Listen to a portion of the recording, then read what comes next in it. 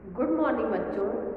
बच्चों, पिछली क्लास में हम लोगों ने अलंकार के भेद में शब्दालंकार के बारे में पढ़ा। शब्दालंकार के भेद हम लोगों ने देखा। अनुप्रास अलंकार किसे कहते हैं, यमक अलंकार किसे कहते हैं और श्लेष अलंकार, यानी शब्दालंकार के हम लोगों ने 3 भेद पढ़े। मैंने आप लोगों को तीनों भेद उदाहरण के साथ समझाया था। आज हम लोग यहाँ पर उपमा अलंकार पढ़ेंगे। उपमा अलंकार किसे कहते हैं? उपमा देना, किसी चीज की उपमा दी जाती है उसे हम उपमा अलंकार कहते हैं। उसमें उपमा अलंकार में क्या होता है? देखने में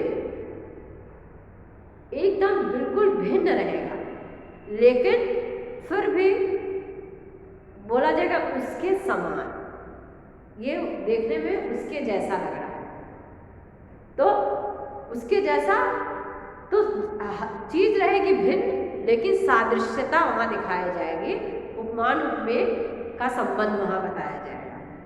तो यहाँ पर देखिए, अपनी पुस्तक में देखेंगे कि उपमा अलंकार यह एक सादृश्य मूलक अलंकार है, जहां अत्यंत सादृश्य के साथ सर्वथा भिन्न होते हुए भी एक वस्तु या प्राणी की तुलना दूसरी प्रसिद्ध वस्तु या प्राणी से की जाए। सादृश्य के कारण सर्वथा भिन्न होने, सादृश्य अत्यंत सादृश्य के कारण सर्वथा भिन्न होते हुए भी बताया जाता है कि उसके समान या उसके जैसा, यह उपमा अलंकार है। जैसे देखिए, हरिपद कोमल कमल से, पहला उदाहरण, हरिपद कोमल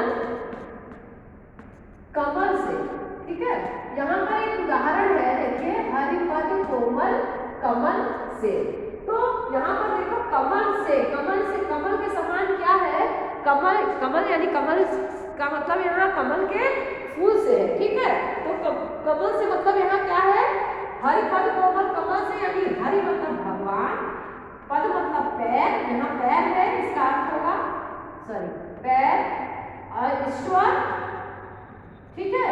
और कोमल तो कोमल ही है, कमल यानी फूल, कमल का फूल, कमल से मतलब कमल के फूल की तरह, कमल का फूल।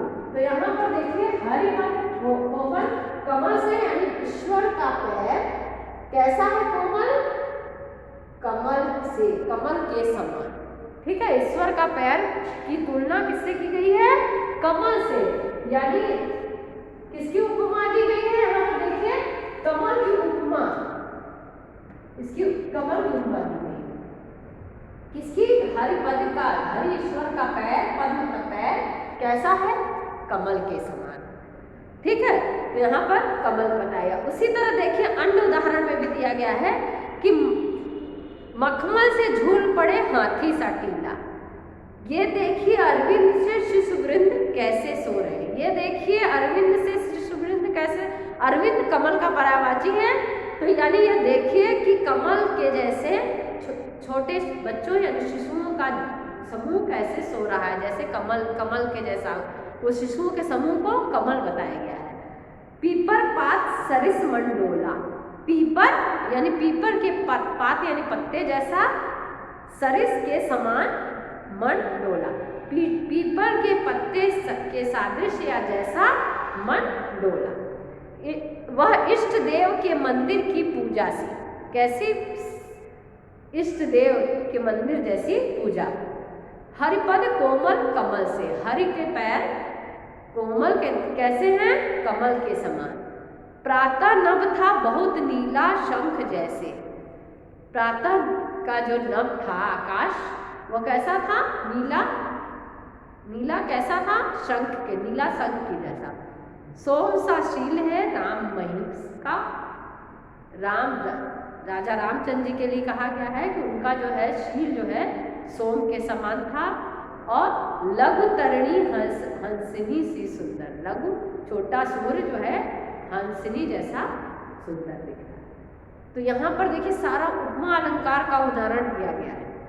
उपमा अलंकार के सभी उदाहरणों को अच्छे से पढ़ेंगे, ठीक है, और देखेंगे सब में कैसे कि मन कैसा डोला पीपल के पत्ते जैसा। तो पीपल के पत्ते का एक उदाहरण दिया गया है कि मन कैसा डोला पीपल के पत्ते जैसा। बच्चे कैसे समूह में सो रहे हैं, कैसे लग रहे हैं? कमल के फूल। तो अरविंद से, अरविंद जैसे, ठीक है। इष्ट देव का मंदिर पूजा जैसा। तो यहाँ सबकी उपमा दी गई, उपमान उपमेय का संबंध है। रूपक अलंकार दूसरा भेद है। यहाँ पर देखिए अर्थालंकार के ही रूपक अलंकार, यहाँ पर रूपक अलंकार, रूपक अलंकार, रूपक अलंकार में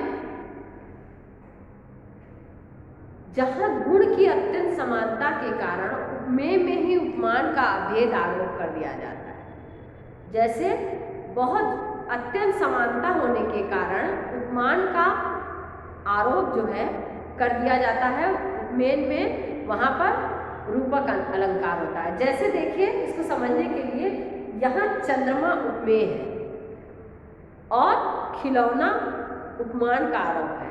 तो चंद्रमा मैं तो चंद्र खिलौना नहीं हूँ, यानी कृष्ण भगवान अपनी माँ से कह रहे हैं कि माँ मैं चंद्रमा जो खिलौना चंद्रमा है वो खिलौना लूँगा। चंद्रमा को दिखा के कह रहे हैं मैं उस चंद्र को खिलौना लूँगा।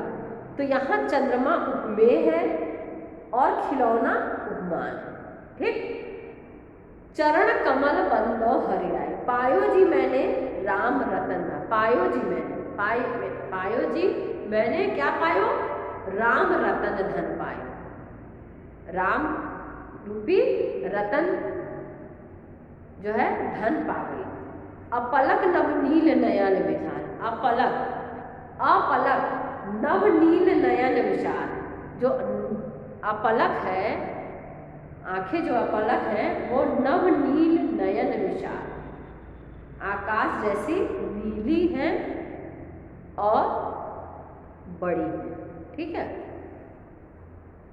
एक राम घनश्याम हित चातक तुलसीदास, दुख है जीवन तरु के फूल, दुखी है जीवन तरु यानी पेड़ के फूल के समान। मन सागर मनसा लहरी बूढ़े बहे अनेक, मन सागर मनसा लहरी, मन जो है सागर है, इच्छा लहर है, मनसा लहरी मतलब इच्छा जो है लहर है, बूढ़े बड़े बहे अनेक, बूढ़े मतलब डूबते हैं और बहते अनेक लोग। गोपी पद पंकज पावन कीरत, गोपी का पद यानी पैर, पंकज यानी कमल जैसा, गोपी के पैर को की धूल पावन कीरत यानी गोपी के पैर की धूल कैसे है, पंकज कमल के समान। तो गोपी का जो है पैर पंकज के समान है और उसके पैरों की धूल जो है क्या है, पावन यानी पवित्र है। ठीक है, पवित्र है। तो यहाँ पर देखिए रूपक अलंकार बताया गया। चरण कमल बंदो हरिराई, पायो जी मैंने राम रतन धन पायो। अपलक नभ नील नयन विशाल, एक राम घनश्याम हित चातक तुलसीदास। गोपी पद पंकज पावन कीरत, मन सागर मनसा लहरी बूढ़े बहे अनेक। नेक्स्ट है उत्प्रेक्षान अलंकार। तीसरा है, पहला ये था, दूसरा तीसरा। तो यहाँ पर उत्प्रेक्षा अलंकार,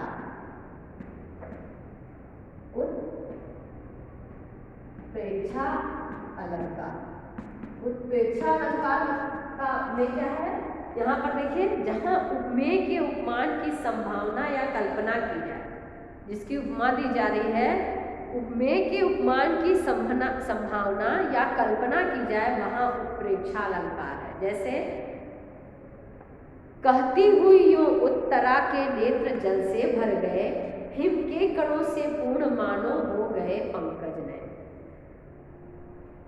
यहाँ पर देखिए मनु मनु मानो जानो जन जनम आदि इसके वाचक शब्द हैं, ये लगाया गया है पंक्तियों में।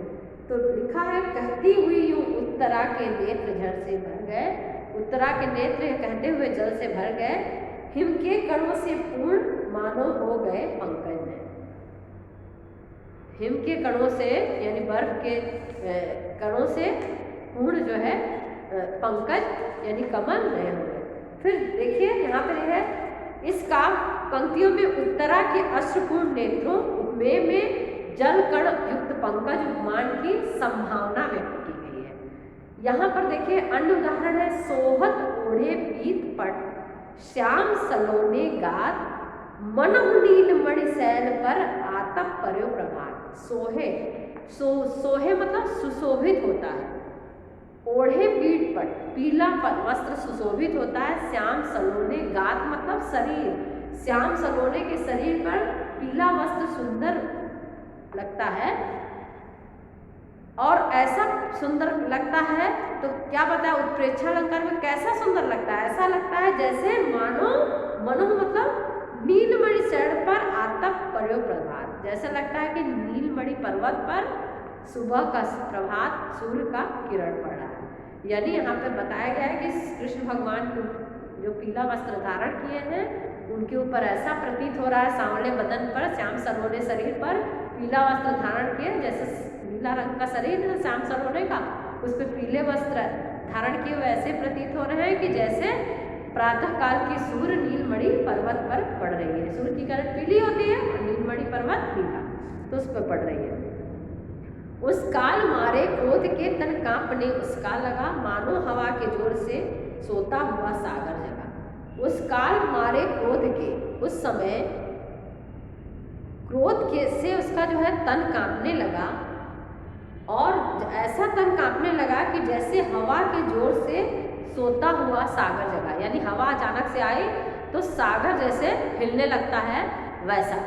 ठीक है, ले चला साथ में तुझे कनक जो भिक्षुक लेकर स्वर्ण, यहाँ पर मुख बाल रवि सम लाल होकर ज्वाला सा बोधित हुआ, सिर फट गया उसका वही मानो अरुण रंग का घड़ा। मुख बाल रवि समलाल होकर, मुख बाल रवि, मुख जो है बाल रवि सूर्य का मुख जो है लाल होकर ज्वाला सा बोधित हुआ, जैसा ऐसा प्रतीत हो रहा है जैसे ज्वाला हो गया। सिर फट गया उसका वही मानो अरुण रंग का घड़ा, ऐसा सिर फटा कि वो देखने से ऐसा प्रतीत हो रहा है कि फटा हुआ सिर की मानो लाल रंग का घड़ा, मानो लाल रंग का घड़ा। तो यहाँ पर उत्प्रेक्षा अलंकार है, अतिशयोक्ति अलंकार। अतिशयोक्ति चौथा है अतिशयोक्ति।